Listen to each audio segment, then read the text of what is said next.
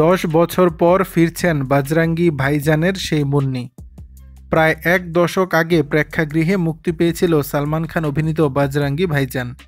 সে সময় সিনেমাটি ব্লকবাস্টার তকমা পেয়েছিল। সিনেমাটিতে মুন্নি চরিত্রে দর্শকের মন জয় করে নিয়েছিলেন ছোট্ট হর্ষালি মালহোত্রা। এরপর কেটে গেছে 10 বছর।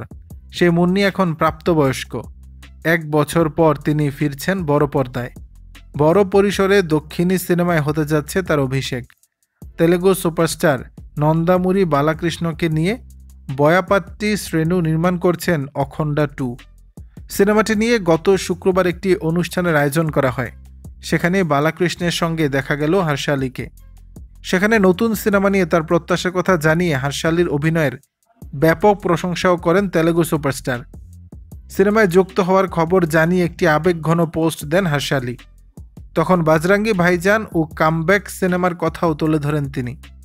ইনস্টাগ্রামে হর্ষালি লিখেন, মুন্নি শুধু একটি চরিত্র ছিল না, ছিল অনুভূতি, স্মৃতি ও হৃদয় স্পন্দন।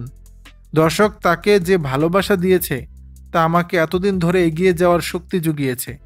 এত বছর ধরে আমি শিখেছি, বেড়ে উঠেছি এবং নিজেকে প্রস্তুত করেছি, কারণ একদিন ফিরে আসতে পারি শুধু সেই ছোট্ট মেয়ে হিসেবে নয়, বরং সম্পূর্ণ নতুন এক অভিনেত্রী হিসেবে। তিনি আরও লিখেছেন, ছোট্ট মুন্নি ছিল, কিন্তু স্মৃতির ভেতর সে বড় জায়গা করে নিয়েছিল।